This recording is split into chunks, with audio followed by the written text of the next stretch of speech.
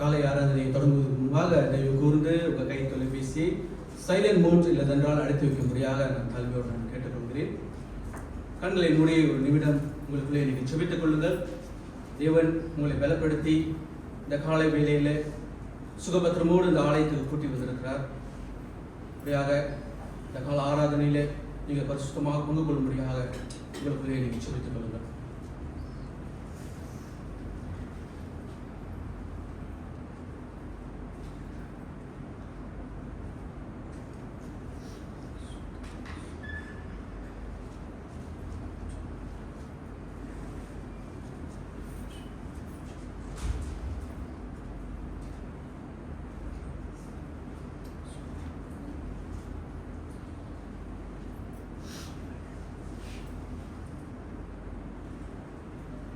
வேதத்திலிருந்து 2 வசனங்களை நான் வாசிக்கிறேன். 117 சங்கீதம் வசனம் 1-2 வரை. ஜாதிகளே எல்லோரும் கர்த்தரை துதியுங்கள், ஜனங்களே எல்லோரும் அவரை போற்றுங்கள். அவர் நம்மேல் வைத்த கிருபை பெரியது, கர்த்தரின் உண்மை என்றென்றைக்கும் உள்ளது. அல்லேலூயா. நம்முடைய தேவன் நல்ல தேவனாக இருக்கிறார், மகிமையின் தேவனாக இருக்கிறார், வல்லமையின் தேவனாக இருக்கிறார். அந்த வல்லமையின் தேவனை போற்றி பாடும் வண்ணமாக சபையா யாவரும் எழுந்து நின்று புதிய நாளுக்குள் என்னை நடத்தும் என்ற பாடலை நாம் பாடுவோம். கைகளை தட்டி உற்சாகமாக பாடும்படியாக நான் கேட்டுக்கொள்கிறேன். Yeah.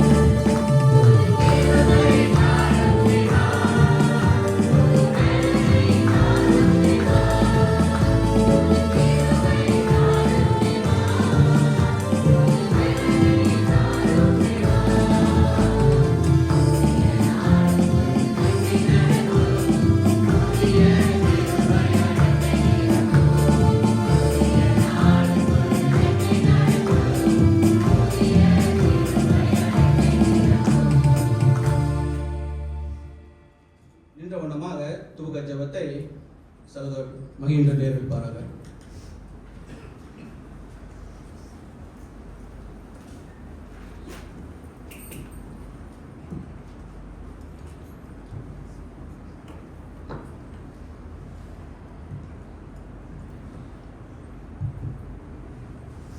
ஜெபிப்போம். எங்கள் ஆண்டவராகிய இயேசு சுவாமியே, அருமையான வேலைக்காக உம்மை ஸ்தோத்திரிக்கிறோம் ஆண்டவரே. இந்த நாளை காணும்படியாக எங்களுடைய ஆயுசை நீ கூட்டி கொடுத்த தெய்வுக்காக உம்மை ஸ்தோத்திரிக்கிறோம் ஆண்டவரே. உம்முடைய ஆலயத்தில் நிற்கும்படியாக எங்களை அழைத்து வந்த தெய்வுக்காக உமக்கு நன்றி சொல்லுகிறோம் ஆண்டவரே. ஆண்டவரே, இன்று தந்தையா தினமா இருப்பதற்காக உம்மை ஸ்தோத்திரிக்கிறோம் ஆண்டவரே. எங்களுடைய தகப்பனார்கள் ஒவ்வொருத்தரும் நீர் வழி நடத்தி வந்த தெய்வுக்காக உம்மை ஸ்தோத்திரிக்கிறோம் ஆண்டவரே. அவர்களுடைய வேலையில உம்முடைய கிருபை இருந்ததுக்காக உம்மை ஸ்தோத்திரிக்கிறோம் ஆண்டவரே. அவர்களுடைய வாகனம் பிரியாயத்துல நீர் அவர்களை வழி நடத்தி வந்த தெய்வுக்காக உம்மை ஸ்தோத்திரிக்கிறோம் ஆண்டவரே. ஆண்டவரே, சில பேர் விபத்துக்குள் ஆனாலும் நீர் ஒவ்வொருத்தரையும் காத்து இன்று உம்முடைய ஆலயத்தில் நிற்கும்படியாக அவர்களை காணும்படியாக அவர்களுடைய ஆயுசை நீ கூட்டி கொடுத்த தெய்வுக்காக உம்மை ஸ்தோத்திரிக்கிறோம் ஆண்டவரே. அவங்களுடைய குடும்பத்தில் தேவைகளை நீர் சந்தித்து வந்த தெய்வுக்காக உம்மை ஸ்தோத்திரிக்கிறோம் ஆண்டவரே. ஒவ்வொரு தகப்பனார் மேல உம்முடைய கிருபை இருந்ததுக்காக ஸ்தோத்திரிக்கிறோம். வியாதியாக இருந்தாலும் கூட ஆண்டவரே, உம்முடைய கிருபை நீ தந்து வழி நடத்தி வருவதற்காக உம்மை ஸ்தோத்திரிக்கிறோம் ஆண்டவரே. இப்படியாக எங்கள் தந்தையார் மேல உம்முடைய கிருபை இருந்த தெய்வுக்காக நன்றி ஆண்டவரே, நன்றி. அந்த நன்றி உள்ளத்தோடு இன்று உம்முடைய ஆலயத்தில் நாங்கள் நிற்க, அந்த நன்றி உள்ளத்தோடு எங்களுடைய மனைவிமார்கள், பிள்ளைகள், வேற பிள்ளைகளே உம்முடைய ஆலயத்தில் நாங்கள் வந்து இருக்கிறோம் ஆண்டவரே. ஆண்டவரே, பணிந்து நிற்கிறோம் ஆண்டவரே. எங்களுடைய பாவத்தை மன்னியும் ஆண்டவரே, பரிசுத்தப்படுத்தும் ஆண்டவரே. உம்மை போல வாழ உம்முடைய அடிச்சுவரை பின்பற்றி நடக்க தெய்வமே எங்களுக்கு அருள் புரிய வேண்டும் என்று செபிக்கிறோம். நாங்கள் இந்த 7 எடுக்கின்ற இந்த ஆராதனை ஆண்டவரே நீர் அங்கீகரிக்க வேண்டும் என்று செபிக்கிறோம் ஆண்டவரே. மனசார உம்மை போற்ற, உம்மை துதிக்க, உம்முடைய வசனத்தை கேட்க எங்களுக்கு கிருபை தர வேண்டும் என்று செபிக்கிறோம் ஆண்டவரே. பாட்டு நடத்துகிற சகோதரர் மேல உம்முடைய கிருபை இருக்க வேண்டும் என்று செபிக்கிறோம் ஆண்டவரே. குரல் பலம் தந்து அவரோடு சேர்ந்து நாங்களும் பாடல் மாத்திரமல்ல ஆண்டவரே, நீ செய்த நன்மைகளை நாங்கள் நினைத்தவர்களாக அந்த நன்றி உள்ளத்தோடு நாங்கள் பாட தெய்வமே எங்களுக்கு அருள் புரிய வேண்டும் என்று செபிக்கிறோம் ஆண்டவரே. இசை கருவி வாசிக்கின்ற பிள்ளைகள் மேல உடைய கிருபை இருக்க வேண்டும் என்று செபிக்கிறோம் ஆண்டவரே. கொடுத்த தாளந்த உம்முடைய ஆலயத்தில் பயன்படுத்த அவர்களுக்கு கிருபை தர வேண்டும் என்று செபிக்கிறோம். வேதம் வாசிக்கின்ற ஒவ்வொருத்தர் மேல உம்முடைய கிருபை இருக்க வேண்டும். காணிக்க எடுக்கிறவர் மேல இருக்க வேண்டும் என்று செபிக்கிறோம். நாயர் பள்ளி படித்து கொடுக்கின்ற டீச்சர் மேல உம்முடைய கிருபை இருக்க வேண்டும் என்று செபிக்கிறோம் ஆண்டவரே. சத்தியத்தை சத்தியமா அந்த பிள்ளைகளுக்கு எடுத்து சொல்ல பொறுமையோடு தாழ்மையோடு அந்த பிள்ளைகளுக்கு படித்து கொடுக்க அவர்களுக்கும் நீ கிருபை தர வேண்டும் என்று ஜெபிக்கிறோம். தேவ செய்தியை கொண்டாந்திருக்கிற எங்க போதகருக்காக ஜெபிக்கிறோம் ஆண்டவர். அவரை நீர் ஆசீர்வதியும், சரீரத்திலே நல்ல சுகத்தை தந்து சத்தியத்தை சத்தியமாக எடுத்து சொல்ல ஆண்டவரே அவருக்கு கிருபை தர வேண்டும் என்று செபிக்கிறோம். அந்த வார்த்தையின் வழியாக ஆண்டவரே நீர் அவர் சிறுகவும் நீர் பெருக வேண்டும் என்று செபிக்கிறோம் ஆண்டவரே. கேட்கிற நாங்கள் ஒவ்வொருத்தரும் ஆண்டவரே எங்கள் காதுகளும் எண்ணங்களும் உன் பக்கமாக திருப்பி அந்த வசனத்துக்கு கீழ்ப்படிய நாங்கள் மாற வேண்டிய இடத்துல நாங்கள் மாறத்தக்கதாக அந்த வசனம் கிரியை செய்ய வேண்டும் என்று செபிக்கிறோம் ஆண்டவரே. தொடர்ந்து நீர் வழி நடத்த வேண்டும் என்று செபிக்கிறோம். இருக்கிற நேரத்தில் ஆண்டவரே, மீதி இருக்கின்ற நேரத்தில் உடைய கிருபை இருந்து இந்த முழு ஆராதனையும் நீரே வழி நடத்த வேண்டும் என்று இயேசுவின் நாமத்தில் செபிக்கிறோம் நல்ல பிதாவே. ஓகே, நின்ற வண்ணமாகவே மேலும் இன்னொரு பாடலை நாம் பாடுவோம். ஒரு நாளும் மறவாதே தெய்வம் நீர் என்ற பாடலை நாம் பாடுவோம்.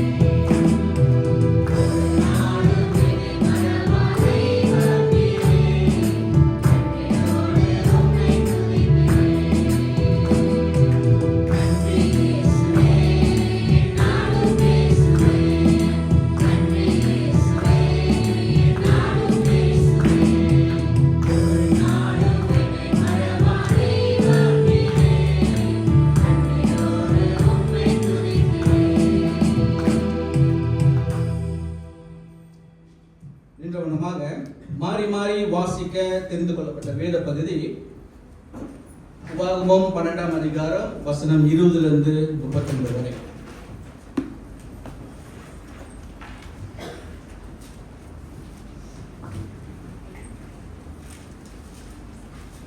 உபாகமம்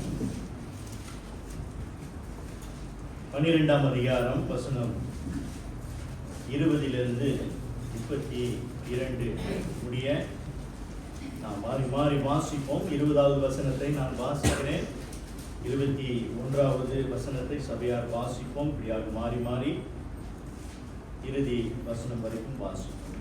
உபாகமம் 12ஆம் அதிகாரம் வசனங்கள் 20 32.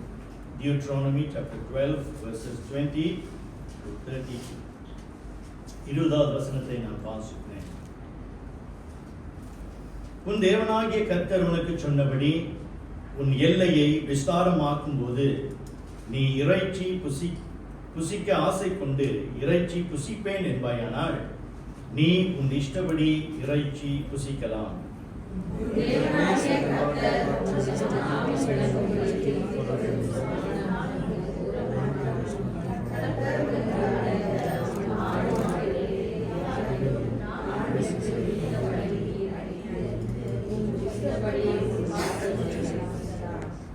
வெளிமானையும் கலைமானையும் புசிக்கிறது போல நீ அதை புசிக்கலாம். தீட்டுப்பட்டவனும் தீட்டுப்படாதவனும் அதை புசிக்கலாம்.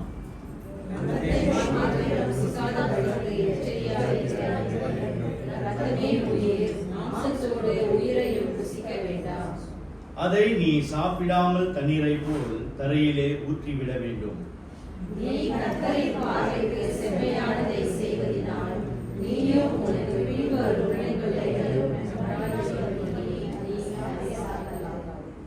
உனக்குரிய பரிசுத்த வஸ்துக்களையும் உன் பொருத்தனைகளையும் கர்த்தர் தெரிந்து கொள்ளும் ஸ்தானத்திற்கு நீ கொண்டு வந்து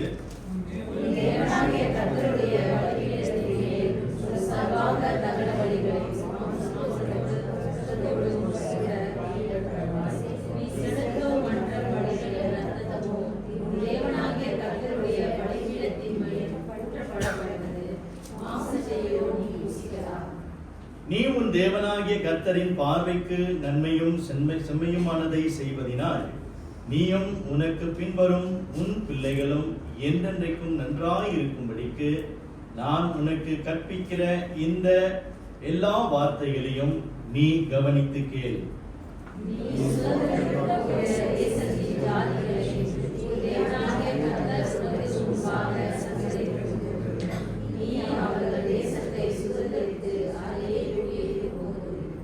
அவர்கள் உனக்கு முன்பாக அழிக்கப்பட்ட பின்பு நீ அவர்களை பின்பற்றி சிக்கிக் கொள்ளாதபடிக்கும் இந்த ஜாதிகள் தங்கள் தேவர்களை சேவித்தபடி நானும் சேவிப்பேன் என்று சொல்லி அவர்களுடைய தேவர்களை குறித்து கேட்டு விசாரியாதபடிக்கும் எச்சரிக்கையாயிரு.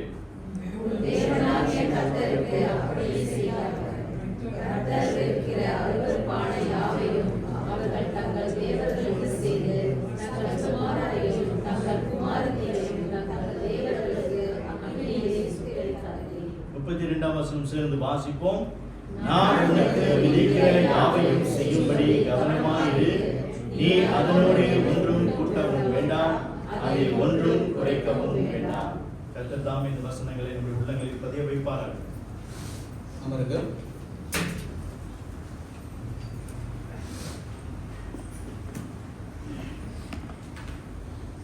உங்களை யாவரையும் உலுத்திராம் பைபிள் பிரஸ்பெட்டரியன் தமிழ் ஆராதனைக்கு நான் அன்போடு இந்த காலை வேளையிலே வரவேற்கிறேன். இன்று சகோதரர் மகேந்திரனுடைய 11 மாதங்கள் வந்திருக்காங்கன்னு நினைக்கிறேன். அவங்களையும் நம்ம சிறப்பாக வரவேற்போம். இன்றைக்கு ஒரு ஸ்பெஷல் டே. போன வாரம் நான் சொன்னது மாதிரி எல்லாம் ஆயத்தத்தோடு வாங்கன்னு நான் சொன்னேன். ஆண்கள் எல்லாம் ஆயத்தத்தோடு வந்திருக்கீங்க நினைக்கிறேன். பழிச்சுட்டு இருக்கீங்க எல்லாம். எனக்கு பார்க்க சந்தோஷமா இருக்குது. ஒரு தாய் ஒரு குடும்பத்துக்கு எவ்வளோ தேவையோ எவ்வளோ ஒரு முக்கியமோ அதே மாதிரி தகப்பன் ஈக்குவலாக ஒரு ஃபேமிலியில் அவ்வளோ ஒரு முக்கியமான பொறுப்பில் இருக்கிறாங்க. அவங்களுக்கு நம்முடைய தேவன் பலத்தையும் சுகத்தையும் ஆரோக்கியத்தையும் வழிநடத்துதலையும் தரும்படியாக நம்முடைய இடத்துல வேண்டிக் கொள்வோம். காணிக்கை தசம பாகத்தை எடுப்பது முன்பாக தாய் போல தேற்றி தந்தை போல ஆற்று என்ற பாடலை நாம் பாடுவோம்.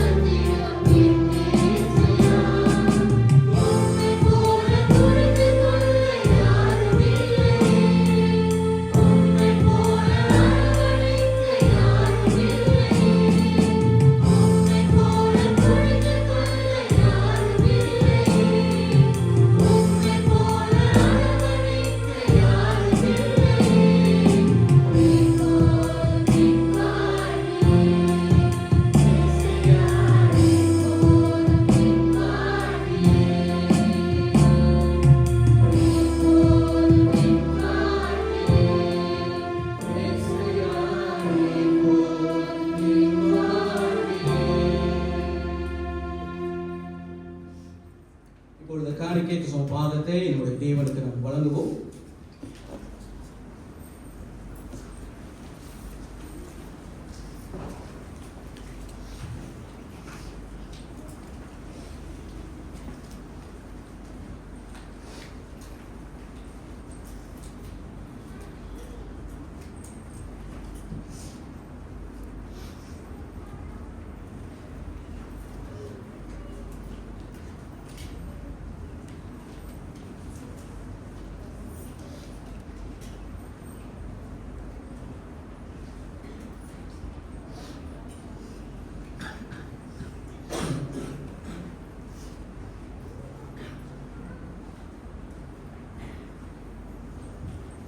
சோஸ்திர பாடலை நாம் பாடுவோம்.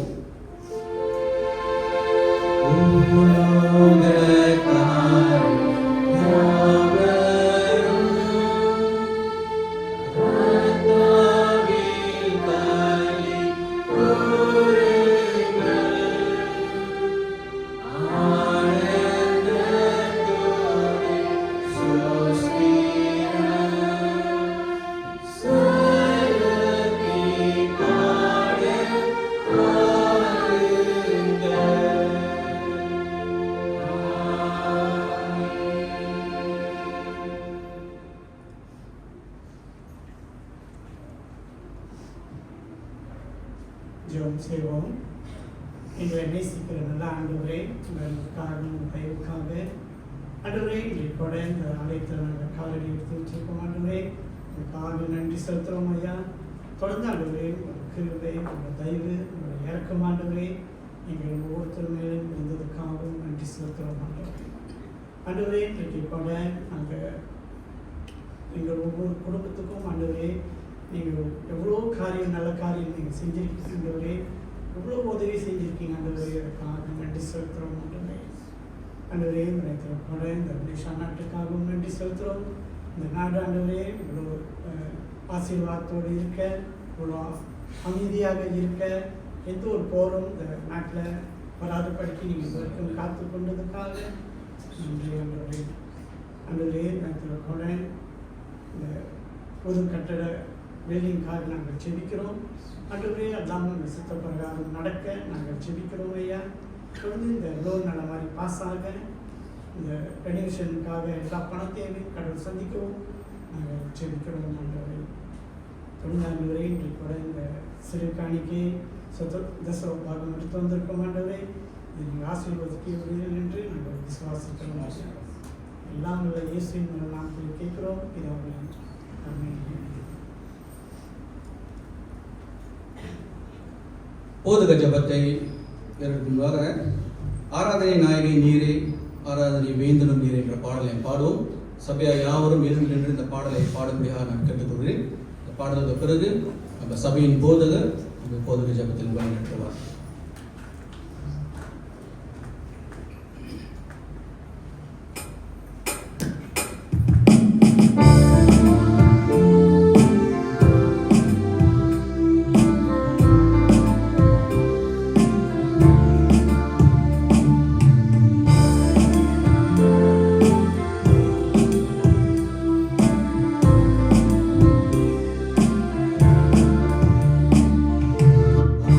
Amen.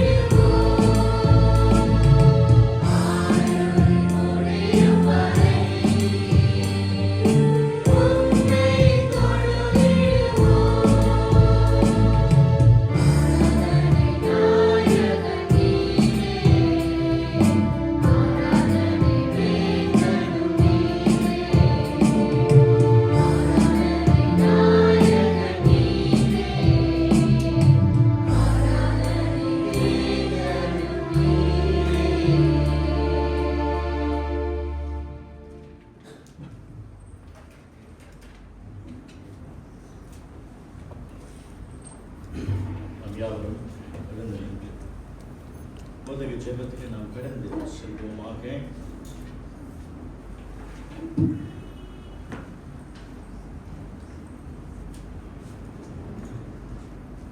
எங்கள் அன்பின் பரலோக பிதாவே, மகா இரக்கமுள்ள தேவனே, உம்முடைய நாமத்தை உயர்த்துகிறோம், ஸ்தோத்திரிக்கிறோம். கர்த்தாவே, நீர் ஒருவரே மகிமைக்குரிய தேவன், நீர் ஒருவரே மாட்சிமைக்குரியவர், எல்லா துதிகர மகிமைக்கும் பாத்திரமுள்ள தேவனாக இருக்கிறீர். ஆண்டவரே, இந்த நாளை நினைத்த ஆண்டவரே, உமக்கு நாங்கள் நன்றி செலுத்துகிறோம். இந்த கர்த்தருடைய நாளிலே உம்முடைய ஜனங்களாகி நாங்கள் கூடி எங்கள் தேவாதி தேவன், எங்கள் ராஜாதி ராஜனை, கர்த்தாதி கர்த்தரை நாங்கள் தொழுது கொள்ள எங்களுக்கு அளித்த இந்த சாக்கியத்துக்காக உமக்கு நன்றி செலுத்துகிறோம். கர்த்தாவே, நீர் எங்கள் மேல் தயை பாராட்டுகிற தேவனாக இருக்கிறீர். ஆண்டவரே, உம்முடைய எல்லையில்லா கிருபையை நினைத்த ஆண்டவரே, உமக்கு நன்றி செலுத்துகிறோம். எத்தனை முறை நாங்கள் விலகி போனோம், எத்தனை முறை நாங்கள் உம்மை தேடாமல் போனோம், எத்தனை முறை நாங்கள் உம்மை அசட்டை பண்ணினோம். ஆனாலும் உம்முடைய கிருபையே எங்களை இம்மட்டும் தாங்கி வருவதற்காக உம்மை ஸ்தோத்திரிக்கிறோம். இப்பொழுதும் தகப்பனே, தயவாய் எங்களுடைய பாவங்களை எங்களுக்கு மன்னித்து எங்களுடைய மன்றாட்டை கர்த்தர் கேட்டருள வேண்டுதல் செய்வோம். பலவீனப்பட்டிருக்கிற பிள்ளைகளுக்காக மன்றாடுகிறோம். தேவன் தாமே அவர்களுக்கு சரீரத்திலே சுகத்தை கொடுக்க நாங்கள் ஜெபிக்கிறோம்.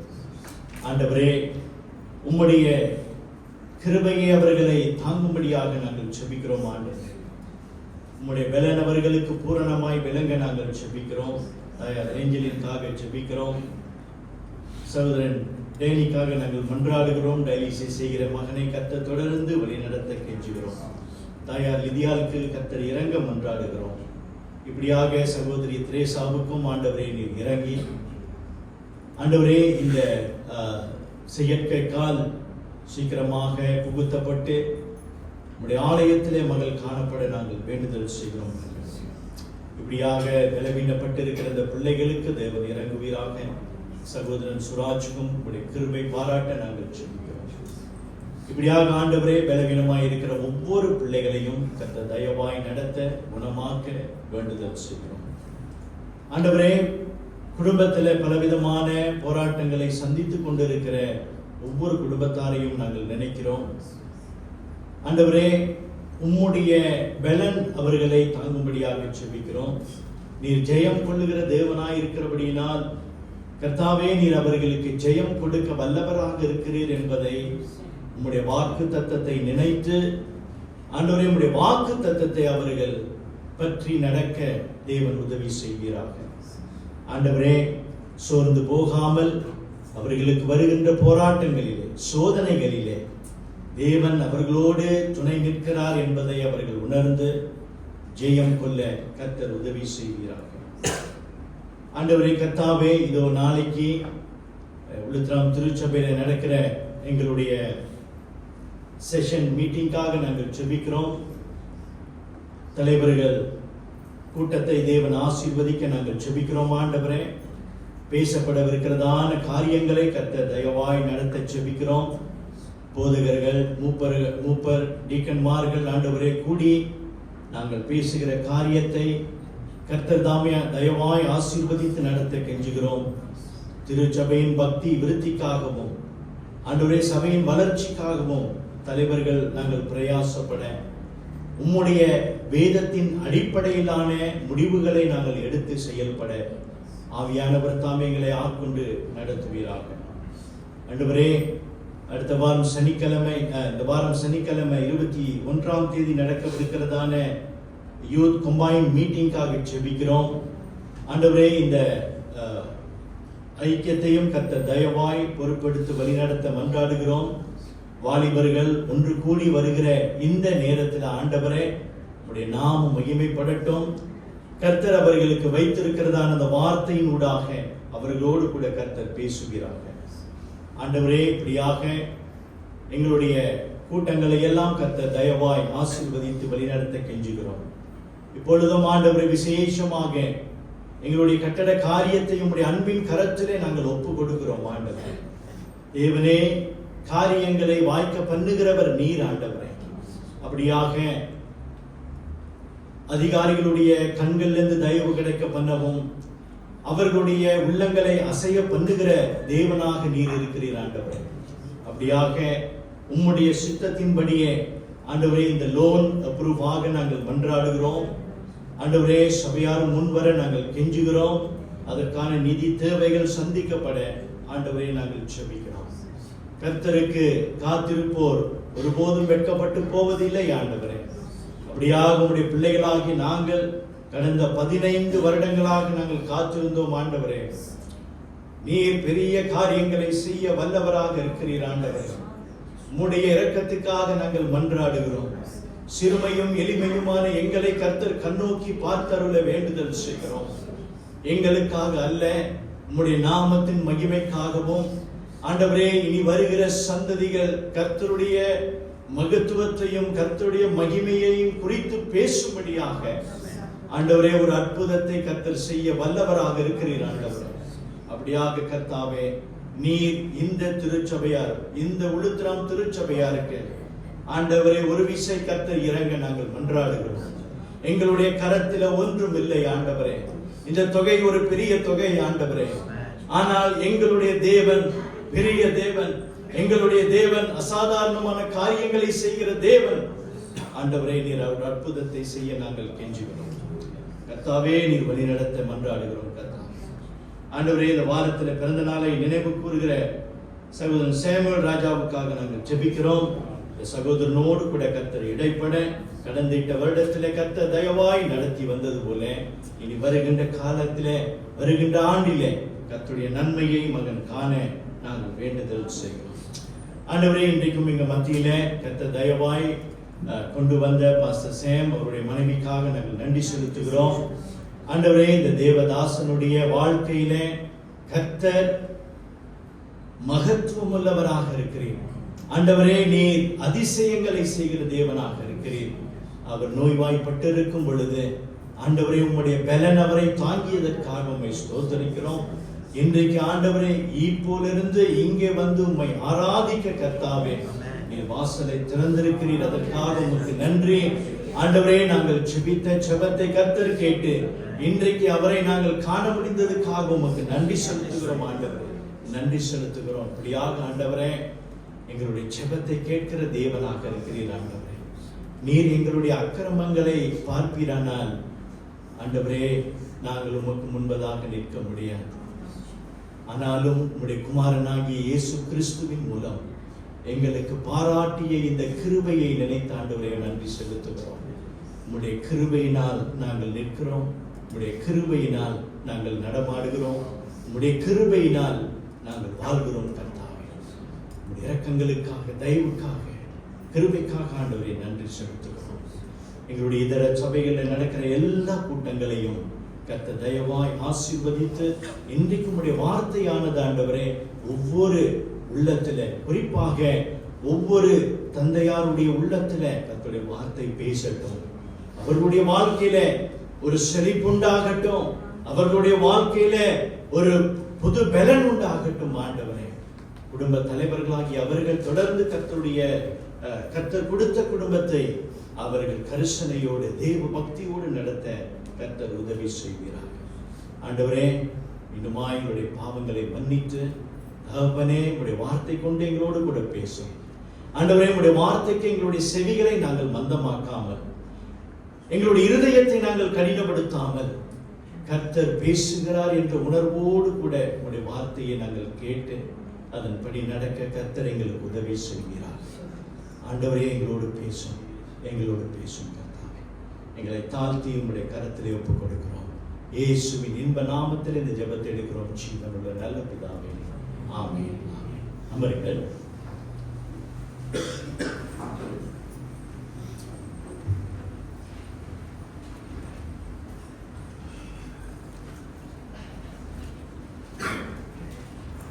வேத வசனத்தை வாசிக்க கேட்போம். மார்க் 5ஆம் அதிகாரம் 21 24, அதன் பிறகு 35 43 வசனம்.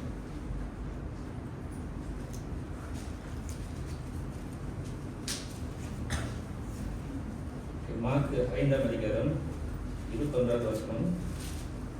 இயேசு படவில் ஏறும் மறுபடியும் இக்கரைக்கு வந்து கடலோரத்தில் இருந்த திரளான ஜனங்கள் அவரிடத்தில் கூடி வந்தார்கள்.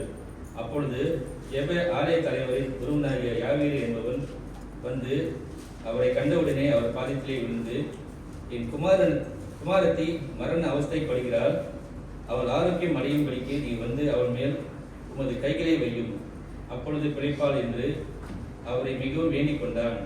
அவர் அவனேடு கூட போனார். திரளான ஜனங்கள் அவருக்கு பின் சென்று அவரை நெருங்கினார்கள். 35வது வசனம். அவர் இப்படி பேசிக் கொண்டிருக்கையில் ஜெப ஆலய தலைவனுடைய வீட்டில் இருந்து சிலர் வந்து, உம்முடைய குமாரத்தை மரித்து போனால் இனி ஏன் போதகரை வருத்தப்படுத்துகிறேன் என்றார்கள்.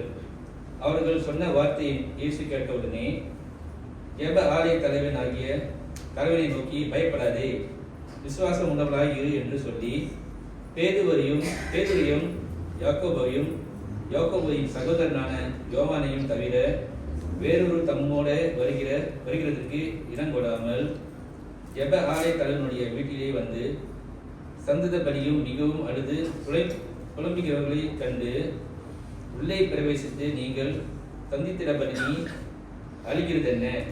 பிள்ளை மரிக்கவில்லை, நித்தை அழுகிறாள் என்றார். அதற்காக அவரை பார்த்து நகைத்தார்கள். எல்லாரையும் அவர் வெளியே முகம் பண்ணி பிள்ளையின் தகப்பனையும் தாயும் நம்மோடு வந்தவர்களையும் அழைத்து கொண்டு பிள்ளை இருந்த இடத்தில் பிரவேசித்து பிள்ளையின் கையை பிடித்து தலித்தாகுமி என்றார். அதற்கு, சிறு பெண்ணை எழுந்திரு என்று உனக்கு சொல்லுகிறேன் என்று அர்த்தமாம். உடனே சிறு பெண் எழுந்து நடந்தாள். அவள் 12 வயதுள்ளவளாய் இருந்தாள். அவர்கள் மிகுந்த ஆச்சரியப்பட்டு பிரமித்தார்கள். அதை ஒருவருக்கும் அறியாதபடி அவர்களை உறுதியாக கட்டளையிட்டு அவளுக்கு ஆகாரம் கொடுக்கும்படி சொன்னார். ஆமென். எல்லா அருமையான தந்தைமார்களுக்கு தந்தையர் தின வாழ்த்துக்கள். அதுக்கு முன்பதாக பிள்ளைகள் உங்களுடைய வகுப்புக்கு செல்லலாம்.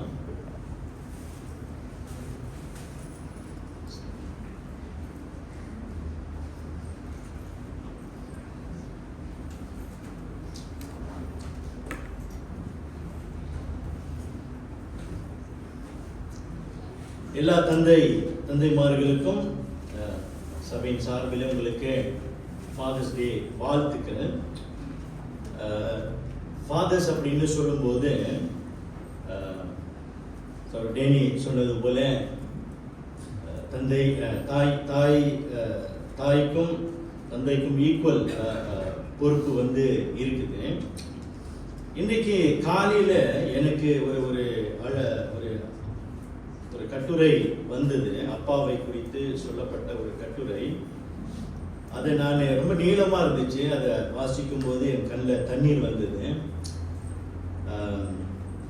அதில் ஒரு பகுதியை இன்னைக்கு என்னுடைய பிரசங்கத்தை ஒட்டி நான் சொல்ல விரும்புகிறேன். அதில் என்ன போட்டிருக்கு அப்படின்னா, அதாவது பிள்ளை வந்து அப்பாவை குறித்து பேசுது.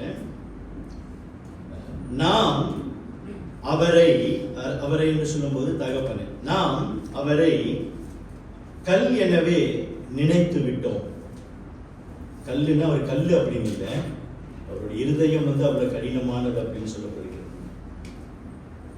நாம் அவரை கல் எனவே நினைத்து விட்டோம், அம்மாவிடம் ஒட்டி கொள்வோம். ஏன்னா அங்க கல்லா இருக்கிறனால அம்மா கிட்ட தான் போவோம் பிள்ளைங்க. அப்பாவிடம் எட்டி நிற்போம், முகம் கொடுத்து பேசிய வார்த்தைகள் சொற்போம் என்போம். அம்மா கிட்ட பேச வார்த்தைகளை விட அப்பா கிட்ட பேசின வார்த்தைகள் மிக மிக குறைவு என்று நாம் வந்து பார்க்கிறோம். பிரியமானவர்களே, அப்பா என்று சொல்லும்போது என்ன பார்க்கிறோம் என்றால், அவர்களுடைய அந்த ஸ்ட்ரிக்ட்னஸ், ரொம்ப கண்டிப்பானவர் என்பதை நம்ம வந்து பார்க்கிறோம். ஸ்ட்ரிக்ட் ஃபாதர், ஒரு கண்டிப்பான தகப்பன் என்று நமக்கு எல்லாருக்கும் தெரியும். ஆகையினால தான் ஒரு பிரச்சனை, பிள்ளைகளுக்கு பிரச்சனை வரும்போது என்ன ஆகுதுன்னா, அப்பா கிட்ட போக மாட்டாங்க. யாருக்கிட்ட போவாங்க? அம்மா கிட்ட தான் போவாங்க. எதுவாக இருந்தாலும் அம்மா கிட்ட தான் போவாங்க. எந்த பிரச்சனை இருந்தாலும் அம்மா கிட்ட தான் போவாங்க. இது எல்லா தகப்பனிடத்துல ஒரு உண்மையான ஒரு காரியமாக இருந்தாலும், ஆனா அவர்களுக்குள்ளாக மறைந்திருக்கிற ஒரு ஒரு உன்னதமான ஒரு குணாதிசயம் என்று சொல்லும் பொழுது தந்தையினுடைய அன்பு, the love of a father. பிரியமானவர்களே, அப்பாவின் அன்பு நம்ம பார்க்கிறோம். ஒரு கண்டிப்பான ஒரு தகப்பன், ஆனா அதே சமயத்துல அவர் ஒரு அன்பான தகப்பன் என்பதை நம்ம பார்க்கிறோம். ஒரு அன்பான தகப்பன் என்று சொல்லும் பொழுது தன்னுடைய பிள்ளைகள் நல்லா இருக்கணும். தன்னுடைய பிள்ளைகள் போராட்டங்களை சந்திக்கும் போது, பிரச்சனைகளை சந்திக்கும் போது, அந்த பிரச்சனையிலிருந்து அவர்கள் விடுபெற்று ஒரு ஒரு ஒரு வெற்றி வேந்தனாக வந்து நிற்கணும், ஜெயமுள்ளவனாக வந்து நிற்கணும் என்பதுதான் அப்பாவுடைய விருப்பமாக இருக்கும். ஆனால் அது வெளிப்படுத்த மாட்டார், காட்ட மாட்டார்.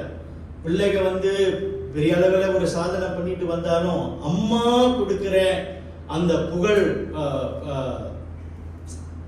புகழாரம் ஒரு தகப்பன் கொடுக்க மாட்டார். ஆனால் தன்னுடைய உள்ளத்துக்குள்ளாக அவர் அதை நினைத்து அவர் சந்தோஷப்படுகிறத நம்ம பார்க்கிறோம். இது அன்பான ஒரு தகப்பன். அந்த பிள்ளை சோர்ந்து போகும்போது அந்த பிள்ளையை உற்சாகப்படுத்தி, அந்த பிள்ளையை ஊக்குவித்து, அந்த பிள்ளைக்கு பல விதமான உலகத்தின் ஆலோசனைகளை கொடுத்து, எப்படியாவது என் பிள்ளை நல்ல பிள்ளையா வரணும், நல்ல பிள்ளையா இருக்கணும் அப்படின்றதுதான் இந்த தகப்பன் விரும்புவார். பிரியமானவர்களே, நீங்களும் அப்படித்தானே? எல்லா தகப்பன்மார்களும் இதுதான் செய்யறாங்க. ஆனா பிரியமானவர்களே, இன்றைக்கு ஒரு அன்பான கிறிஸ்தவ தகப்பனை குறித்து நான் பேசவிருக்கிறேன். லவ்விங் கிறிஸ்டியன் ஃபாதர், ஒரு அன்பான கிறிஸ்தவ தகப்பன். ஒரு அன்பான கிறிஸ்தவ தகப்பன் தன்னுடைய பிள்ளைகள் அல்லது குடும்பத்தில் ஒரு பிரச்சனை வரும் பொழுது எப்படி அந்த பிரச்சனைகளை அவர் சமாளிக்கிறாரு, அந்த பிள்ளைகள் மூலியமாக வருகிற பிரச்சனைகளோ அல்லது மனைவியிடத்திலிருந்து வருகிற பிரச்சனை, அதை எப்படி சமாளிக்கிறார் என்பதை இன்றைக்கு நாம் பார்க்க போகிறோம். முதலாவதாக, ஒரு அன்பான கிறிஸ்தவ தகப்பன் ஒரு பிரச்சனை அப்படின்னு வரும் பொழுது அவர் என்ன செய்வார் என்றால், முதலாவதாக கர்த்தராகிய இயேசு கிறிஸ்துவை தேட அவர் வெட்கப்பட மாட்டார் என்பதை நம்ம பார்க்கிறோம். இந்த பகுதியில நம்ம வாசிக்கும் போது இங்கே யவீரு என்ற ஒரு மனுஷனை குறித்து நம்ம பார்க்கிறோம். இவர் யார் அப்படின்னாக்கா, இவர் ஒரு ஆலய தலைவர், ஒரு முக்கியமான ஒரு தலைவர், ப்ராமினன்ட்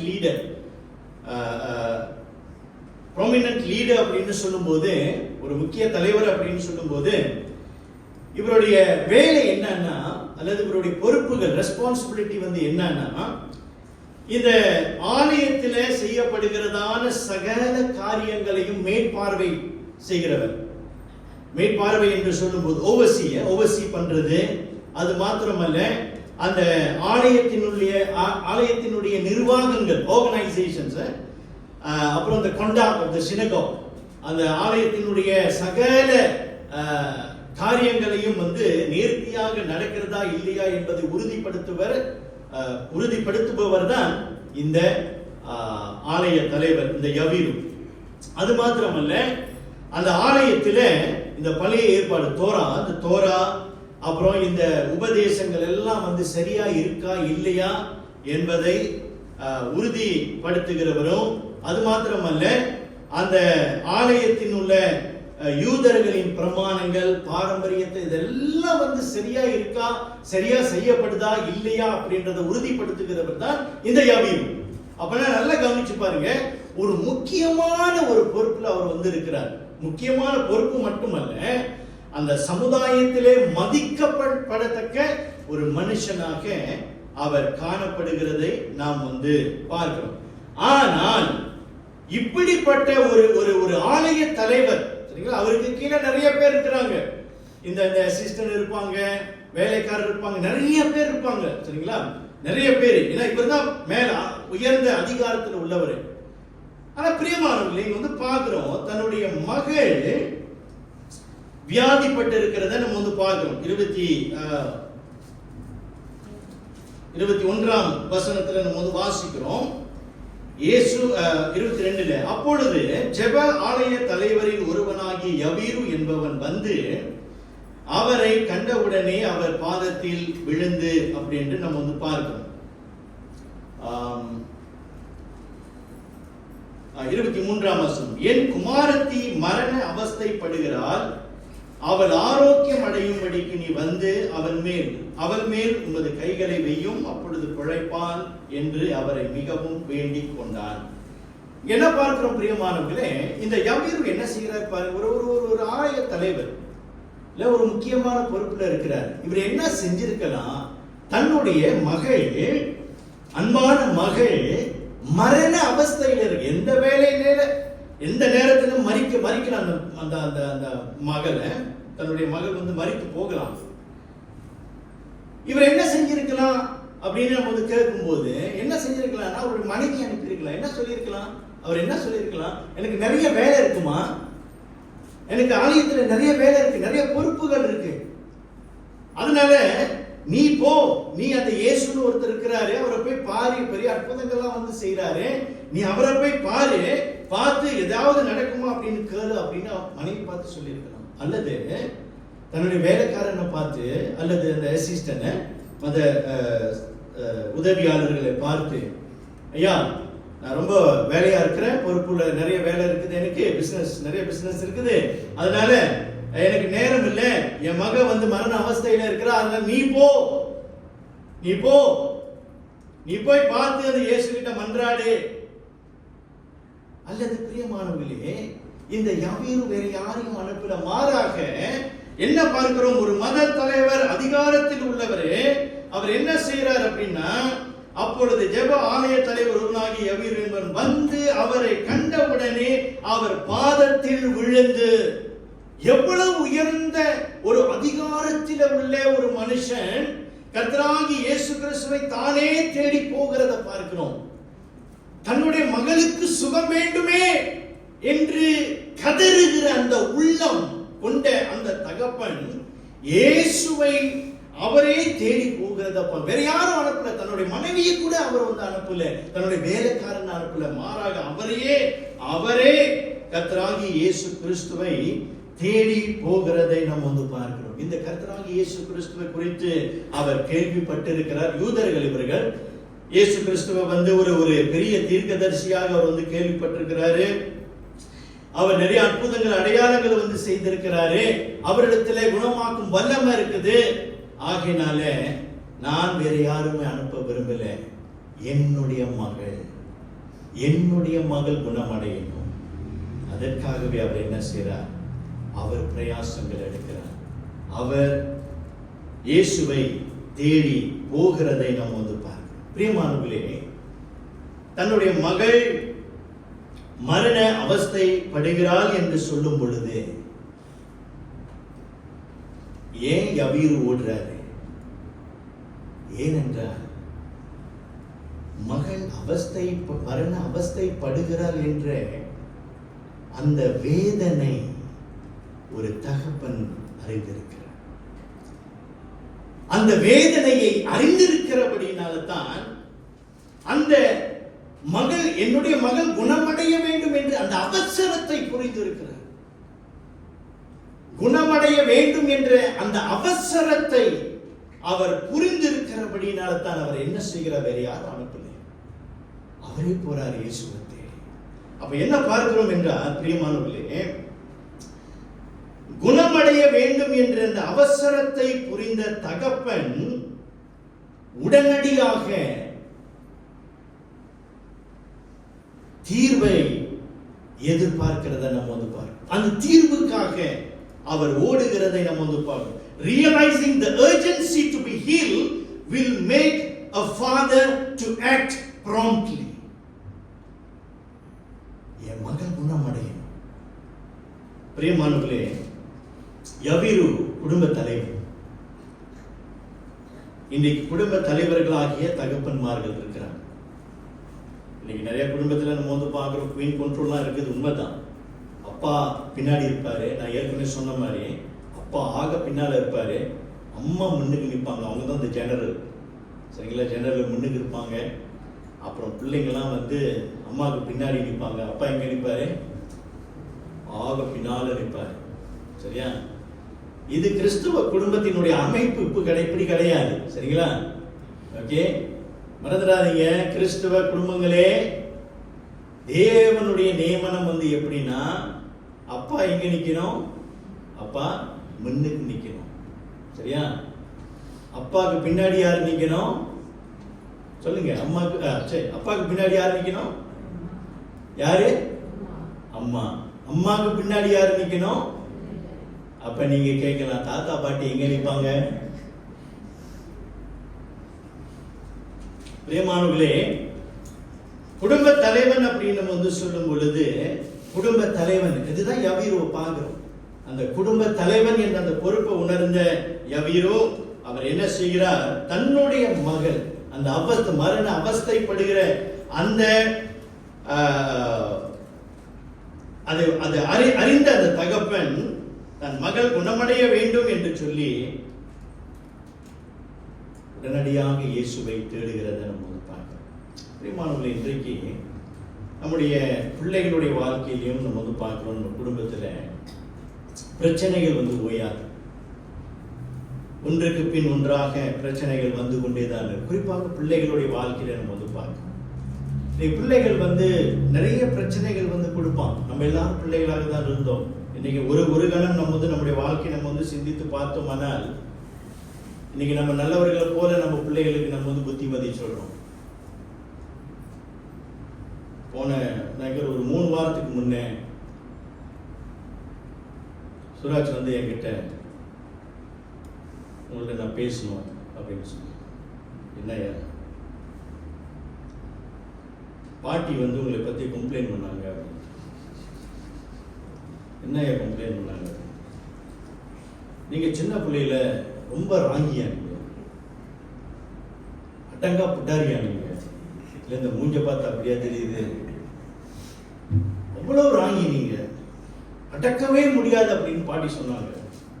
எப்போ இயேசுவை ஏற்றுக்கிட்டீங்களோ அப்போதான் நீங்கள் வந்து சரியாகுனீங்களாம் அப்படின்னு சொன்னாங்க. நான் அம்மா கிட்ட போய் கேட்கல, நான் கேட்கல உண்மையா. ஆனால் எனக்கு தெரியும் அவன் போய் சொல்லிட்டு இருக்கான் அப்படின்னு. ஏன்னா நான் அப்படி இல்லை, இருக்கிற இடத்துல அப்படியே அமைதியாக உட்காந்துருப்பேன்.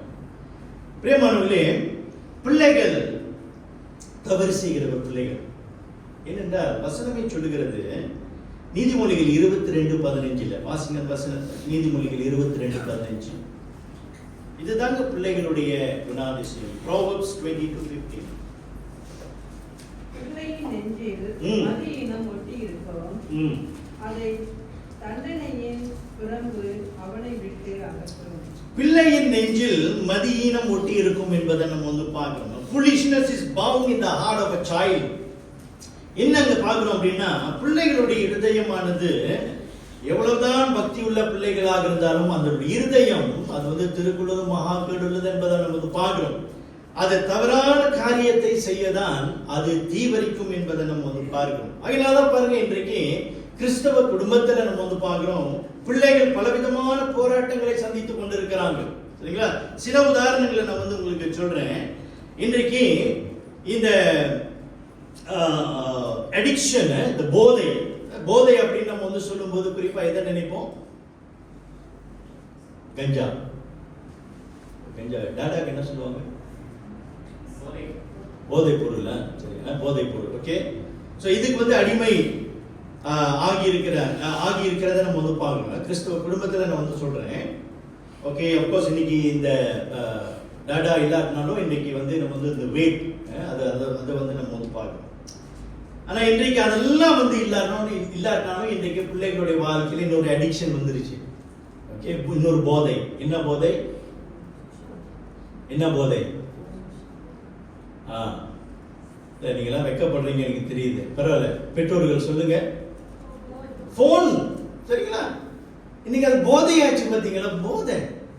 அது இல்லைன்னா வாழ முடியல, அது இல்லைன்னா தூங்க முடியல, அது இல்லைன்னா டாய்லெட் போக முடியல. இல்ல, அவன் அதையும் சேர்த்து கூட்டிட்டு போறாங்க. அங்க என்ன நடக்குதுன்னே தெரியல. சரியா? அவங்க டொய்லெட்ல செய்யறது காரியம் எல்லாமே உலகமே பார்த்துட்டு இருக்குது. அந்த மாதிரி நடக்குது இன்னைக்கு. போதையை நம்ம வந்து பார்க்கிறோம், சரிங்களா? போதையை நம்ம வந்து பார்க்கிறோம். இன்றைக்கு பாலியல் பிரச்சனைகள், செக்ஷுவல் இஷ்யூஸ், பெண் பிள்ளைகள், ஆம்பளை பிள்ளைங்க, பாலியல் பிரச்சனைய, அப்புறம் இன்னைக்கு மனநோவு, health issues, mental problem, health issues, கீழ்ப்படியாமை பார்க்கிறோம், கடவுளுக்கு பயம் இல்லை. ஏன் சில பிள்ளைகளுக்கு வந்து கிறிஸ்தவ நம்பிக்கை குறித்தே சந்தேகம் வந்திருக்கு.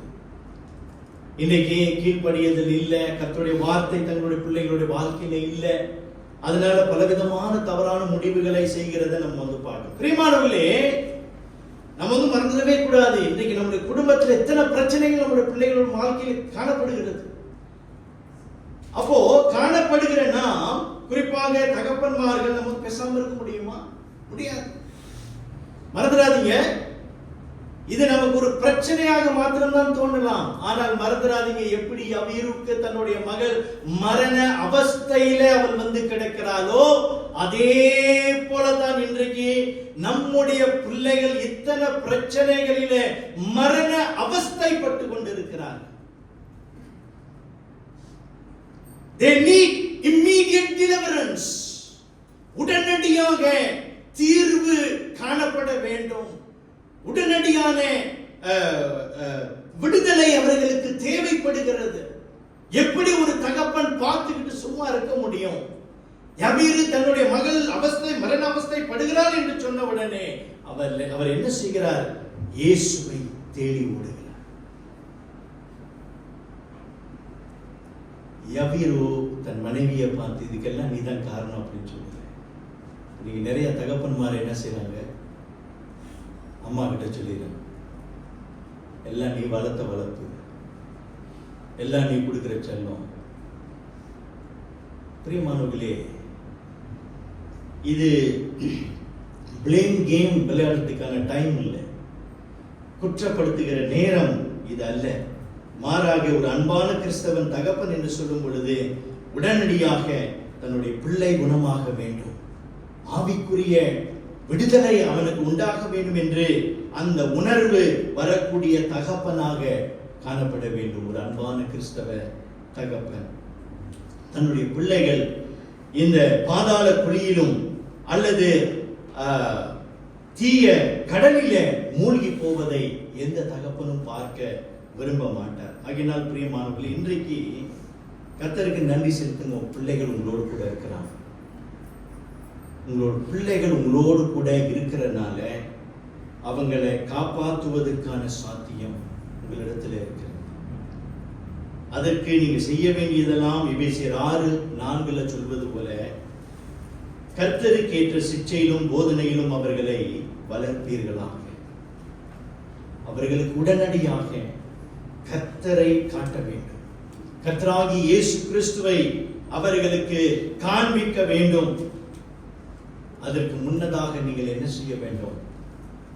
எப்படி யவீரு கிறிஸ்துவை இயேசுவை தேடி போனாரோ, இன்னைக்கு நீங்க தகப்பன்மார்களாகிய நீங்க செய்ய வேண்டியதெல்லாம் ஒன்றே ஒன்று.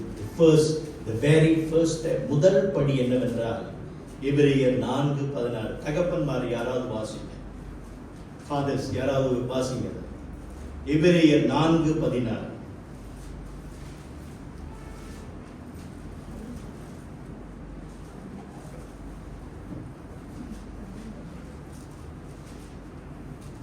இல்ல இது இந்த வசனம் இருக்குது. நீங்க 4:16 வாசிங்க.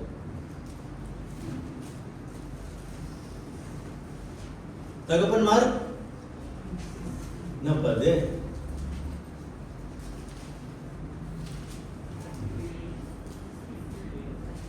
ஃபாதர்ஸ் இல்ல தமிழ்ல தான் வாசிக்கணும், இல்ல இங்கிலீஷ்லயோ மலையிலயோ இல்ல சைனீஸ் இருந்தா சைனீஸ் வாசிங்க.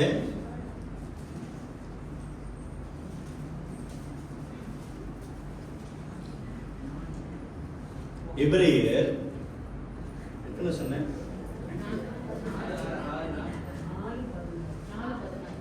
எபிரேயர் 4:16 வாசிங்களா யாராவது? அதனால் பெறவும் ஏற்ற சமயத்தில் சகாயம் செய்யும் கிருபையை அடையவும் தைரியமாய் கிருபை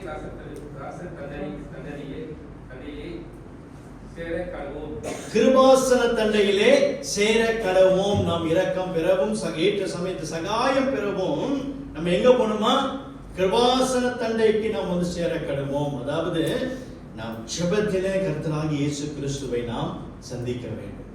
பிரியமானவர்களே, ஒரு அன்பான தகப்பன் வந்து ஒரு பிரச்சனை, வீட்டுல பிள்ளைகள் இடத்துல பிரச்சனையோ அல்லது வீட்டுல ஒரு பிரச்சனை அப்படின்னு சொல்லும் பொழுது, அந்த உடனடியான குணமாகுதல் தேவை அப்படின்னு சொல்லும் பொழுது அவர் என்ன செய்கிறார்? அவர் கிருபாசன தண்டைக்கு வருகிறார்.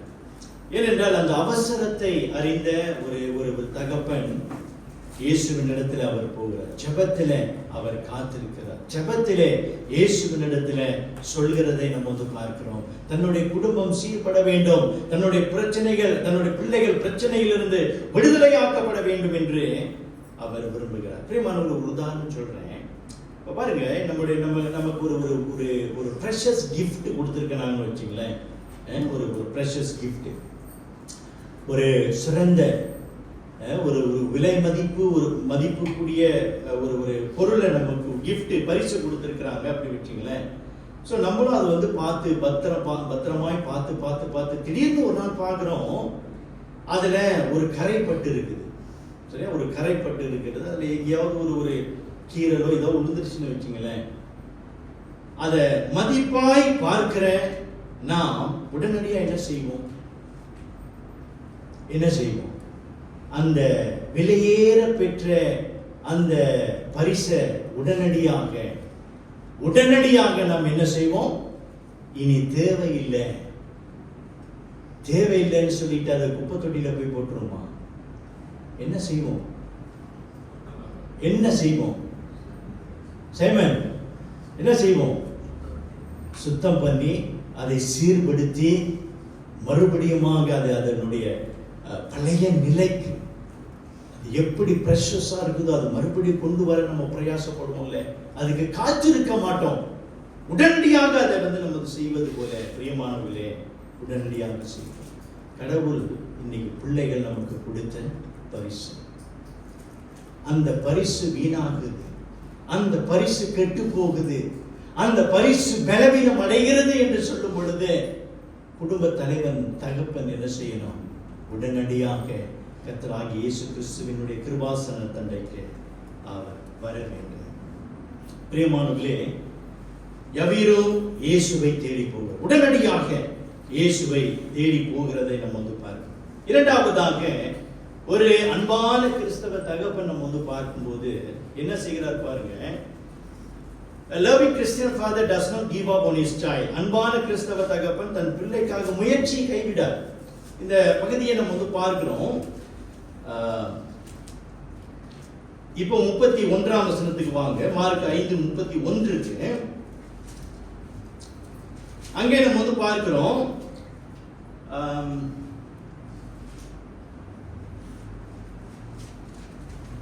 வாசிங்க 5ஆம் வசனம், 35ஆம் வசனம். ஓகே. அவர் இப்படி பேசிக் கொண்டிருக்கையில் ஜெப ஆலய தலைவனுடைய வீட்டிலிருந்து சிலர் வந்து, உம்முடைய குமாரத்தி மரித்து போனார், இனி ஏன் போதகரை வருத்தப்படுத்துகிறீர் என்றார்கள். அவர்கள் சொன்ன வார்த்தை இயேசு கேட்டவுடன் ஜெப ஆலய தலைவரை நோக்கி, பயப்படாதே, விசுவாசமுள்ளவனாய் இரு என்று சொல்லி பேதுருவையும் யாக்கோபையும் சகோதரர் யோவானையும் தவிர வேறு ஒருவரும் தம்மோடு வருகிறதுக்கு இடம் கொடாமல். 38 கவனிங்க.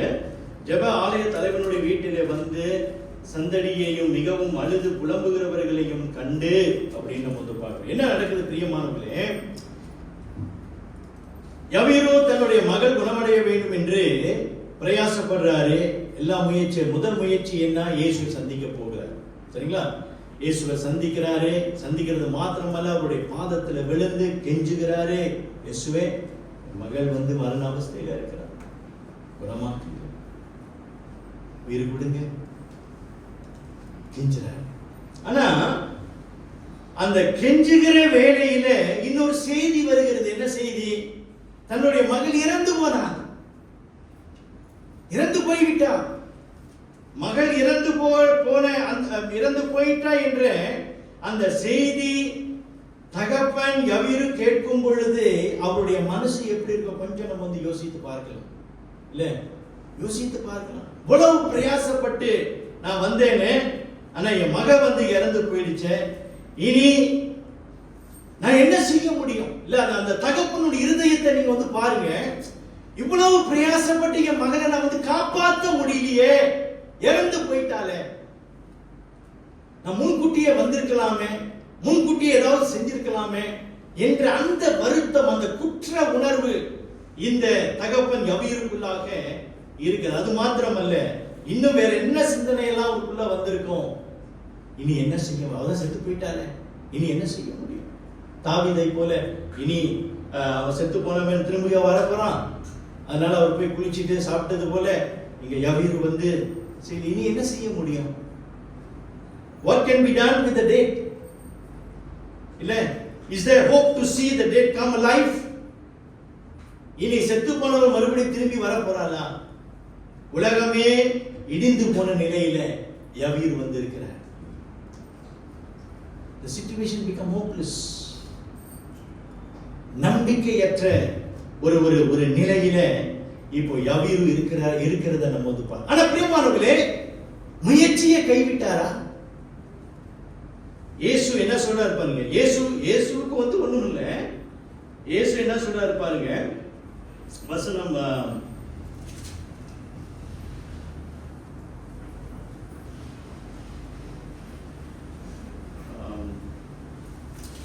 ஓகே 36. அவர்கள் சொன்ன வார்த்தையை இயேசு கேட்டவுடனே ஜெப ஆலய தலைவனை நோக்கி, பயப்படாதே, விசுவாசம் உள்ளவனாய் இரு. ரெண்டே வார்த்தை, பயப்படாதே, விசுவாசம் உள்ளவனாய் இரு என்ற அந்த இரண்டு வார்த்தை என்னன்னா யவீருக்கு ஒரு புத்துணர்ச்சி வந்தது, ஒரு நம்பிக்கை வந்ததை நம்ம வந்து பார்க்கிறோம். இந்த இயேசு, நான் தேடி வந்த இயேசு ஒரு அற்புதம் செய்வார், என் மகளை குணமாக்குவார் என்ற அந்த நம்பிக்கையோடு அடுத்தது நம்ம வந்து பார்க்கிறோம். 38ஆம் வசனத்துல ஜெப ஆலயத்தினுடைய வீட்டிலே வந்து அப்படி நம்ம வந்து பார்க்கிறோம். இப்ப என்ன செய்யறாரு? பரவாயில்ல இயேசுவே, என் மக செத்து போயிட்டான், இனி நீங்க வர தேவையில்லை அப்படின்னு சொன்னாரா? இல்லை. என்ன செஞ்சாரு யவீரோ? இயேசுவை கூட்டிட்டு போறாரு. எங்க கூட்டிட்டு போறாரு? தன்னுடைய வீட்டுக்கு கூட்டிட்டு போறாரு. முயற்சியை கைவிடல. இந்த மகா தீர்க்கதரிசி, இந்த பெரிய தீர்க்கதரிசியாகி இயேசுவை அவர் வந்து கூட்டிட்டு போறாரு. என்னால முடியாது, ஆனா இந்த இயேசுவால அசாதாரணமான காரியங்களை அவர் செய்ய முடியும். He can do the impossible. அவர் அற்புதத்தை செய்வார் என்பதை அது உணர்ந்து கர்த்தராகிய இயேசு கிறிஸ்துவை அவர் தன்னுடைய வீட்டுக்கு கூட்டிட்டு போகிறதை நம்ம வந்து பார்க்கிறோம். பிரியமானவர்களே, ஒரு இடிந்து போன நிலை, இனி காப்பாற்ற முடியாத நிலை அப்படின்னு இருந்தாலும் யவீரோ கைவிடல. இனவதிவா மாறாக, நான் தேடி போன இந்த இயேசு அற்புதம் செய்வார், குணமாக்குவார் என்ற அந்த நம்பிக்கையோடு அவர் இயேசுவை தன்னுடைய வீட்டுக்கு கூட்டிட்டு போகிறத நம்ம வந்து பார்க்கிறோம். பிரியமானவர்களே, அதே போலதான் இன்றைக்கு நம்முடைய பிள்ளைகள். சில நேரத்தில் நம்ம வந்து பேசுறோம், சொல்றோம், புத்திமதிகளை சொல்றோம், கேட்காமல் போகலாம்.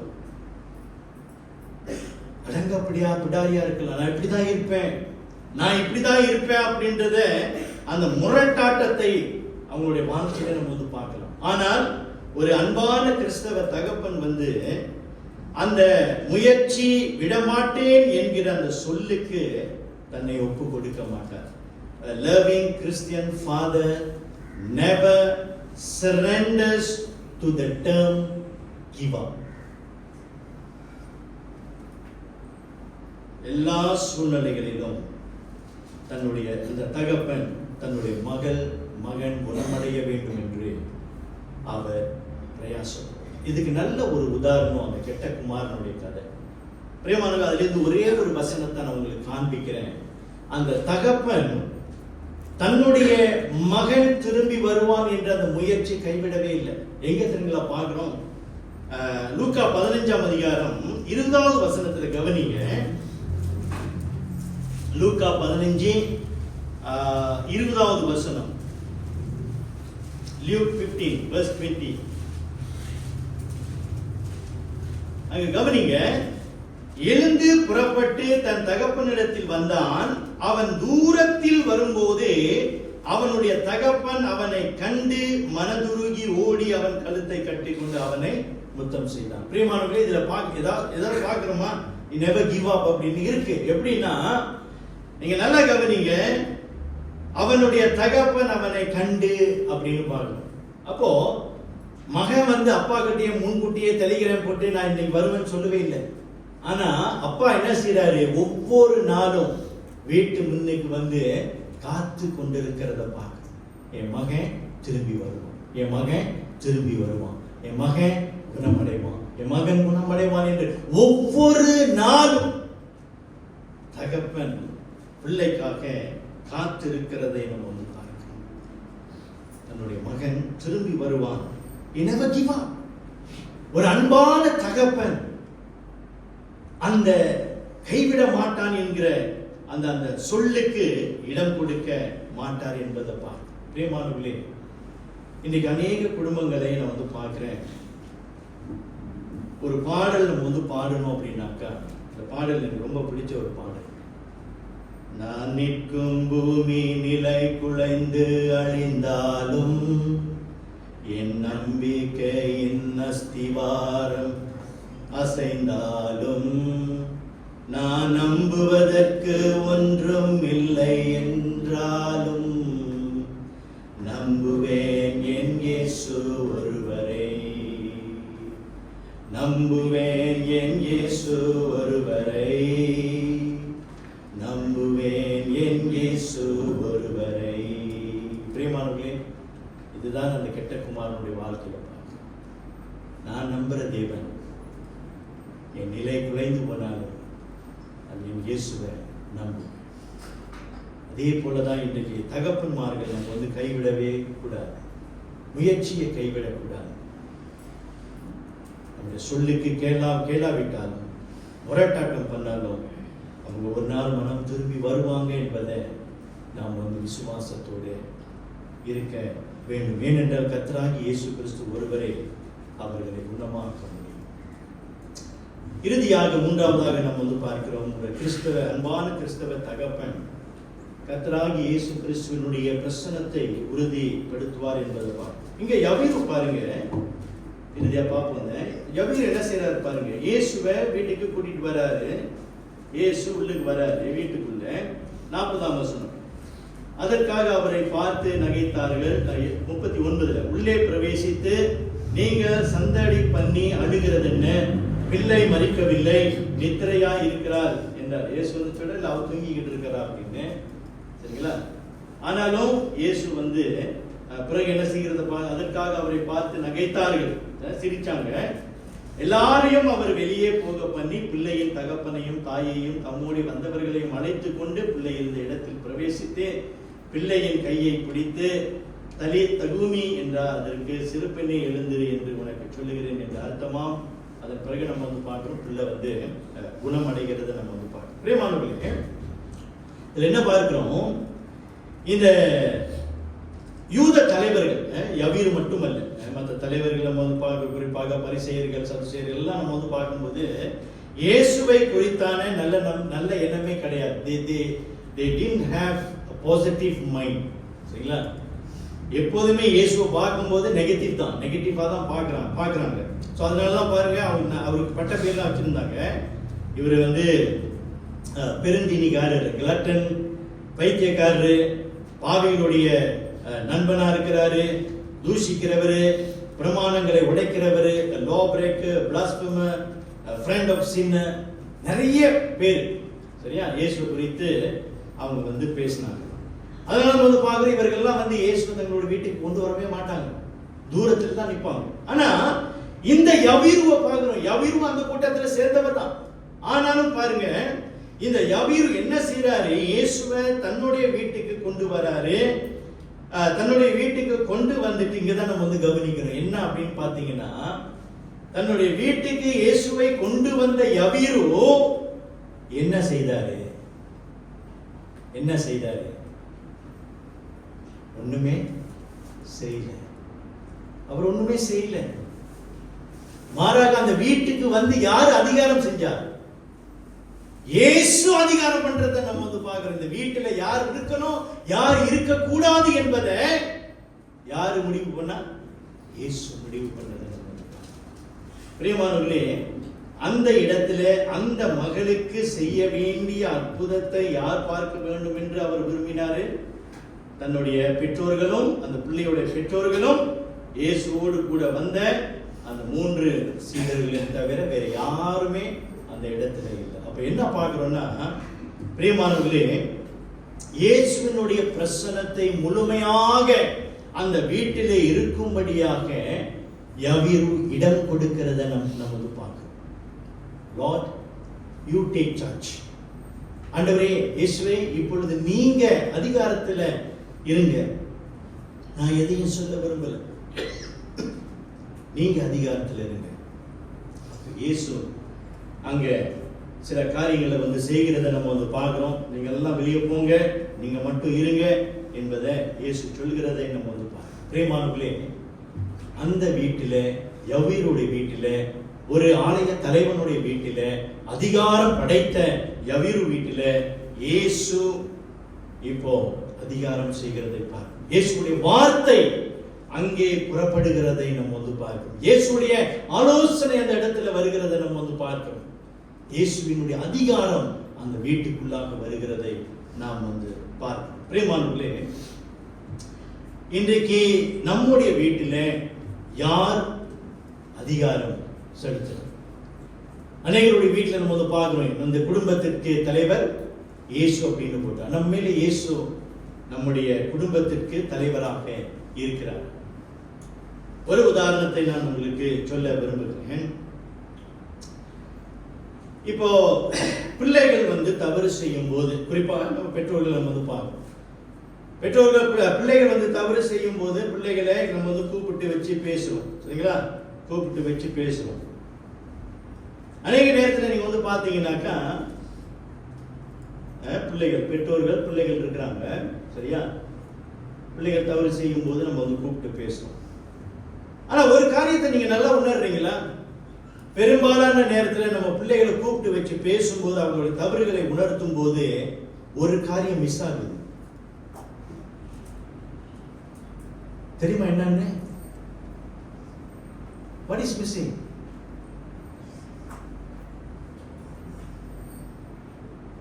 இந்த வீட்டில இயேசு இருந்ததை பார்க்க. When there is a need, when there is a problem, இயேசு இருந்தார். இன்றைக்கு நம்ம பிள்ளைகளை வந்து கூப்பிட்டு உட்கார வச்சு பேசும்போது இன்றைக்கு கர்த்தருடைய வார்த்தை இல்லை. We never carry our Bible with us when we do counseling, when we do talking to our children. நம்முடைய பிள்ளைகளோடு கூட பேசும்போது இந்த கர்த்தருடைய வார்த்தை நம்மோடு கூட வைத்துக் கொள்வதில்லை. We do our talking. நான் தான் பேசுவேன், நம்ம தான் பேசுவோம். இப்படி செய்யாத, இப்படி செய்யாத, அப்படி பண்ணாத, இப்படி பண்ணாத, இப்படி செய்யாத, அப்படிதான் நம்ம தான் சொல்றோமே தவிர கர்த்தருடைய வார்த்தை என்ன சொல்லுகிறது என்று நாம் சொல்வது கிடையாது. பிரியமான ஒரு உதாரணத்தை சொல்லி நான் முடிக்கிறேன். சமீபத்தில் நடந்த ஒரு சம்பவம். ஒரு வாலிப பையன் வந்து சொன்னா, அவன் என்னை அப்பான்னு கூப்பிடுவான். பா, இந்த மாதிரி படிக்கிற ஸ்கூல்ல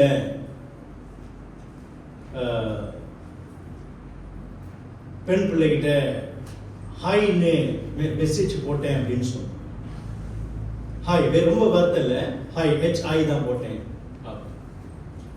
அதனால என்ன ஆச்சுன்னு கேட்டேன். பெரிய பிரச்சனையில மாட்டிக்கிட்டேன்ப்பா அப்படின்னு சொன்னேன். அப்ப நான் சொன்ன, உனக்கு தேவையா இது? உனக்கு ஏன் அந்த வேலை? நீ கிறிஸ்துவ பையன் தானே, உனக்கு இது தேவையா? தேவையில்லாத வேலை தானே செஞ்சிருக்கிற. அப்போ எனக்கு ஞாபகம் வந்தது, இது என்னுடைய வார்த்தை, நான் கர்த்தருடைய வார்த்தை சொல்லணுமே. அப்ப நான் சொன்ன அவங்ககிட்ட, சங்கீதம் 1:1 என்ன சொல்லுது தெரியுமையா? துன்மார்க்கனுடைய ஆலோசனையில் நடவாமலும், பாவிகளுடைய வழியில் இல்லாமலும், பரியாசக்காரன் உட்காரும் இடத்துல உட்காராமலும் அப்படின்னு கர்த்தருடைய வார்த்தை சேர்த்து சொல்லு. ஏனென்றால் நம்மளோட வார்த்தை நிற்காது. கர்த்தராகிய இயேசு கிறிஸ்துவின் வார்த்தை தான் அவங்களுடைய உள்ளத்துல பதியும். பரிசுத்த ஆவியானவர் கர்த்தருடைய வார்த்தை கொண்டுதான் அவர் பேச முடியும். பரிசுத்த ஆவியானவர் நம்முடைய வார்த்தை கொண்டு எடுத்து பேச மாட்டாரு. கர்த்தருடைய வார்த்தை கொண்டுதான் அவர் எடுத்து பேசுவார். கர்த்தருடைய வார்த்தை பிள்ளைகளுக்கு சொல்ல வேண்டும் என்பதை நாம் பார்க்கிறோம். பிரியமானவர்களே, கர்த்தருடைய வார்த்தை எவ்வளவு பவர்ஃபுல்லானது, எவ்வளவு வல்லமை உள்ளது என்பதை எபிரேயர் 4:12 நம்ம வாசிக்கிறோம். யாராவது வாசிங்க. எபிரேயர் 4:12. நான் வாசிக்கிறேன். தேவனுடைய வார்த்தையானது ஜீவனும் வல்லமையும் உள்ளதாயும் இருபுறமும் கருக்குள்ள எந்த பட்டயத்திலும் கருக்கானதாயும் ஆத்துமாவை ஆவியையும் கணுக்குகளையும் ஊனையும் பிரிக்கத்தக்கதாக உருவ குத்துகிறதாயும் இருதயத்தின் நினைவுகளையும் யோசனைகளையும் வகை அறுக்கிறதாயும் இருக்கிறது. பிரியமானவர்களே, நம்முடைய வார்த்தை ஒன்றும் செய்யாது. மாறாக கர்த்தராகிய இயேசு கிறிஸ்துவினுடைய வார்த்தை அது என்ன செய்யுமா? குத்த வேண்டிய இடத்துல குத்தும், செதுக்க வேண்டிய இடத்துல செதுக்கும், உடைக்க வேண்டிய இடத்துல உடைக்கும், நொறுக்க வேண்டிய இடத்துல அது நொறுக்கும், புடமிட வேண்டிய இடத்துல அது புடமிடும் என்பதை நம்ம அதுக்கு தான் நம்ம எப்பெல்லாம் பிள்ளைகளை கூட்டி கவுன்சிலிங் கொடுக்குறோமோ, தவறுகளை உணர்த்துறோமோ, தயவு செய்து உங்க வார்த்தை நீங்க பேசாதீங்க. Let the word do the talking. இது யாருடைய கடமை? யாருடைய கடமை? என் மனைவி நிறைய படிச்சிருக்கிறான், அவ செய்யட்டும். என் மனைவிக்கு தான் நிறைய பைபிள் தெரியும், அவ செய்யட்டும். அப்ப குடும்ப தலைவர் நீங்க என்ன செய்வீங்க? பின்னாடி தயவு செய்து இந்த பின்னாடி நிக்கிறது இன்னையோட நிப்பாட்டிருங்க. நீங்க எல்லாத்துக்கும் ஸ்டாப் பண்ணிருங்க. மனைவிமார்களே, தயவு செய்து இன்னைக்கு உங்க புருஷனை முன்னுக்கு நிப்பாட்டுங்க. சரிங்களா? முன்னுக்கு நிப்பாட்ட அவருக்கு இடம் கொடுங்க. இடம் கொடுங்க. நீங்களே நிக்காதீங்க, இடம் கொடுங்க. சரிங்களா? அவங்க முன்னுக்கு வரட்டும். அவங்க குடும்ப தலைவனாக இருந்து இதை செய்யட்டும். பிரியமானவர்களே, இறுதியாக ஒரு அன்பான கிறிஸ்தவ தகப்பன் எப்படி தன் பிள்ளைகளின் போராட்டங்களை கையாள்வாரு? அவர் இயேசுவை உடனடியாக தேடுவார். எப்படி கையாள்வாரு? அவர் தன் பிள்ளைக்காக முயற்சியை கைவிடார். இறுதியாக நம்ம பார்க்கிறோம், அவர் இயேசுவின் பிரசன்னத்தை உறுதிப்படுத்துவார். தன்னுடைய வார்த்தை பேசாம கர்த்தருடைய வார்த்தையை அவர் பேசுவார். அன்பான தகப்பனாக, கிறிஸ்தவ தகப்பனாக இருக்க தேவன் எல்லா தகப்பன்மாருக்கும் கிருபை பாராட்டுவார். நாம் யாவரும் எழுந்து நின்று இறுதி பாடலுக்கு கடந்து செல்வோம்.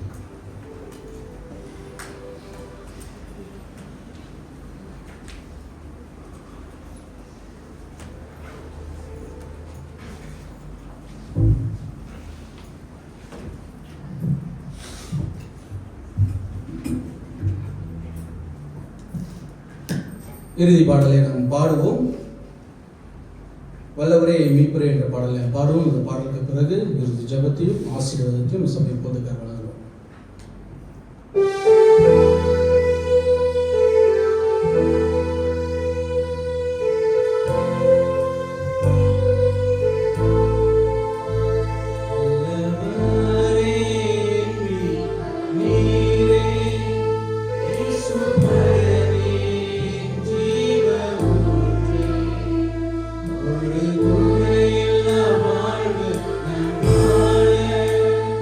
Hooray!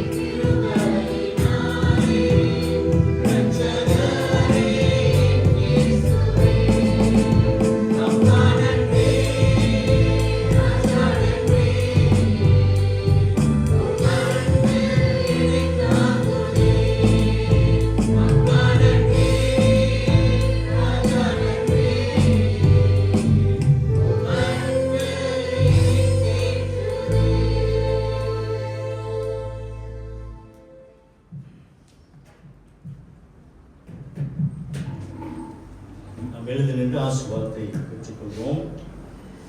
கர்த்தர் உங்களை ஆசீர்வதித்து உங்களை காக்க கடவர். கர்த்தர் தம்முடைய முகத்தை உங்கள் மேல் பிரகாசிக்க பண்ணி உங்கள் மேல் கிருபையாய் இருக்க கடவர். கர்த்தர் தம்முடைய முகத்தை உங்கள் மேல் பிரசன்னமாக்கி உங்களுக்கு சமாதானம் கட்டளையிடுவார் கடவர். ஆமென். ஆமென்.